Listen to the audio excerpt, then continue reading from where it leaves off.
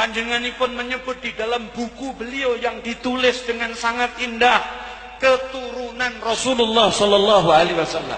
Beliau menyebut para habaib adalah pewaris zatiyah Rasulullah sallallahu alaihi wasallam. Mereka adalah memiliki fadilah zatiyah, keutamaan yang utamanya bukan arodi tapi zatiyah, karena diri beliau, karena diri mereka itu ada membawa sesuatu yang dibawa, yang diwariskan oleh Rasulullah sallallahu alaihi wasallam. Bahwa mereka keturunan Rasulullah itu memiliki zatiyah, satu potong kit'ah dari sisi Rasulullah sallallahu alaihi wasallam yang kita Ahlus Sunnah wal Jamaah yakin kebenaran hal itu, karena Rasulullah dawuh wonten ing pinten-pinten hadis ingkang sangat mu'tamad kesahihanipun. Di dalam beberapa riwayat Rasulullah mengatakan, taraktu fikum syai'aini in tamassaktum bihima lan tadillu. Ada dua hal yang aku tinggalkan kepada kalian, yang kalau Anda pegang tidak mungkin kalian tersesat di dalam kehidupan setelah aku wafat nanti. Yang pertama disebut Rasulullah, hablun mamdudun minallahi ila ahlil ardi, yaitu tali yang menghubungkan Allah dengan yang ada di muka bumi ini, yang kita kenal sebagai Al-Quranul Karim. Dan yang kedua adalah itrati ahli baiti, itrati ala baiti, yaitu keturunan-keturunanku, yang Rasulullah sallallahu alaihi wasallam menyebut dalam hadis tersebut, wa huwa shadiqul masduq la yantiqu 'anil hawa. Pasti benar yang beliau sampaikan, tidak mungkin salah. Beliau mengatakan la yatafarraqa hatta yarida 'alayyal haud. Tidak mungkin kedua hal itu berpisah selamanya sampai mereka mendatangiku di Haudul Kautsar, yaitu di Telaga Kautsar. Nek jenengan podo-podo akidah Ahlus Sunnah wal Jamaah, Kanjeng Nabi kagungan haud.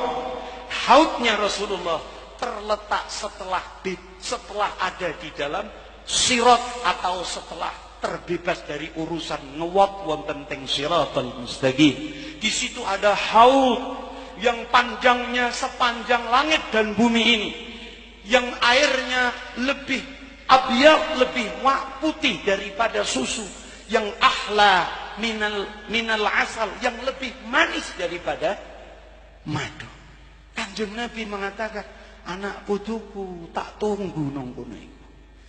Mereka itu adalah orang yang telah ditentukan di Lauhil Mahfuz menjadi pilihan Allah sebagai penerus, pembawa fadilah dzatiyah, pembawa zat, pembawa bagian dari diri Rasulullah sallallahu alaihi wasallam. Untuk apa mereka ada di muka bumi ini? Rasulullah mengatakan, an-nujumu amanun li ahli sama. Kalau engkau melihat ada bintang di atas itu sebagai keamanan bagi alam-alam yang ada di atas langit sana. Wa ahlu baiti amanun li ahlil ardi minal khilaf. Dan kalau ingin tahu keamanan dunia ini, dipegang dan dijabat oleh para dzurriyyah Kanjeng Nabi Muhammad sallallahu alaihi wasallam. Ini masyrabnya Mbah Hasyim Asy'ari. Jenengan bika bahkan di dalam kitabnya Kiai Mustamar yang dari Malang, di situ ada beberapa pepenget saking Mbah Hasyim Asy'ari tentang siapa itu Ahlus Sunnah wal Jamaah. Beliau merumuskan tentang muttafiqul ara, bahwa orang-orang Islam di Jawa ini sepakat dalam satu pendapat. Di antara yang disepakati dalam urusan teologi, kata Mbah Hasyim Asy'ari, kata dalam urusan bab keyakinan akidah, mengikuti madhabnya Imam Asy'ari.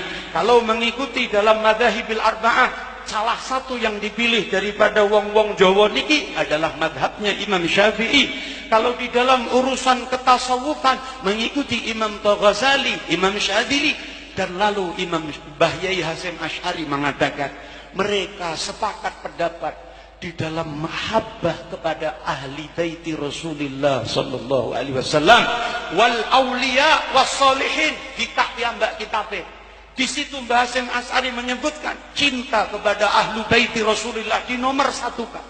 Baru kemudian aulia, baru kemudian orang-orang soleh.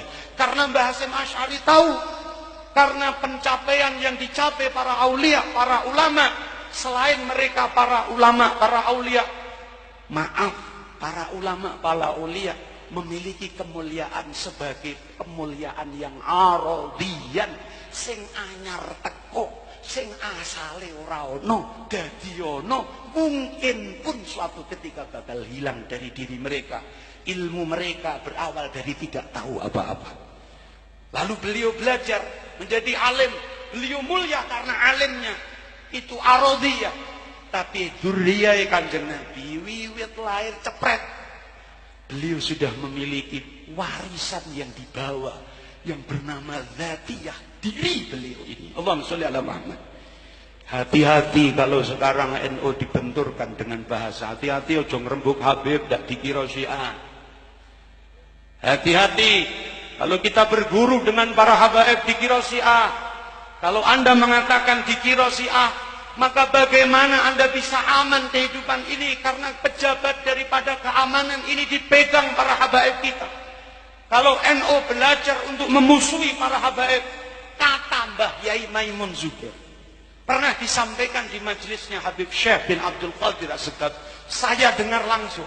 Beliau mengatakan, lihatlah negara-negara yang pernah ditaklukkan Islam di zaman Umayyah, bahwa di zaman-zaman setelahnya, karena mereka tidak satupun menyisakan ahlul bait, para habaib di negara itu, maka hancur negara itu. Tidak ada Islam sama sekali sampai sekarang. Tapi Indonesia ini dibawa wali 9, di mana wali 9 para ahlu bait Rasulullah sallallahu alaihi wasallam. Lalu ahlu 9 mengokohkan akidahnya, diterima pula oleh Mbah Hasyim Asy'ari lewat jalur keilmuannya. Sampai sekarang orang NU wajib cinta kepada ahlu bait Rasulullah sallallahu alaihi wasallam. Panjenengan bika wonten teng Al-Manhajus Sawi, panjenenganipun Ibnu Hajar Al-Haytami, tokoh di dalam urusan mazhab Syafi'i. Ketika beliau ditanya, wahai Ibnu Hajar, kalau saya ketemu ada satu rombongan, di situ ada Habib yang masih kecil, lalu banyak agabirul ulama, wali-wali ulama besar di tempat itu, siapa yang aku dahului untuk menyalami mereka? Jawabanipun Ibnu Hajar Al-Haytami, dahulukanlah para habaib walaupun mereka masih kecil. Kenapa? Karena mengikuti dawuh Kanjeng Nabi sallallahu alaihi wasallam, qaddimu Quraisy, dahulukanlah para pewaris-pewaris Bani Quraisy, yaitu para dzurriyyah Kanjeng Nabi sallallahu alaihi wasallam. Malam ini yang pertama saya ingin sampaikan adalah pelajaran kita bagaimana Mbah Hasyim Asy'ari mencontohkan kepada murid-muridnya sekelas Mbah Yai Umar ini, yang beliau secara talaqi langsung pernah menjadi muridnya Mbah Hasyim Asy'ari. Beliau mencontohkan kembali kepada kita tentang ta'alluq kita, i'timad kita, bahwa Kanjeng Nabi bukan hanya mewariskan ilmu saja, Kanjeng Nabi mewariskan fadilah dzatiyah, mewariskan zat yang sebagai pengaman dalam kehidupan kita ini. Semoga para habaib kita dijaga zahiran wa batinan. Semoga kita para pecintanya dikumpul ke Kanjeng Nabi Muhammad sallallahu alaihi wasallam. Karena saat ini mencintai para dzurriyyah seolah-olah dilupa-lupakan. Para kiai-kiai sekarang seolah-olah khawatir saingan, khawatir seolah-olah dengan munculnya para habaib jamaahnya melayu. Saya akan meyakinkan kalian panjenengan, dawuh dari Habib Lutfi perlu sampean tahqiqno kalau tidak percaya. Siapa kiai, siapa ulama yang di dalam urusan berjihad di jalan Allah kok gelem nglungguhke para habaib, gelem duduhke umat kepada para habaib? Karena mereka ulama kewajibannya adalah menunjukkan apa yang harus ditunjukkan. Lalu mereka sukses dalam menunjukkan umat kepada dzurriyyah, kepada habaib. Titenono kata Habib Lutfi. Maka orang itu akan didrojoki vitamin-vitamin rohani oleh Kanjeng Nabi Muhammad sallallahu alaihi wasallam. Saya wasiatkan kepada pribadi saya, termasuk apa yang saya temukan di malam ini. Jenengan sing gadah jamaah masih wong telung lintir sing nomor papate jin ra ketok. Tolong datangkanlah para habaib di majelis kita, walau sekali, seperti Mbah Umar seperti ini. Agar apa? agar kehidupan kita, seanak putu kita diparingi aman,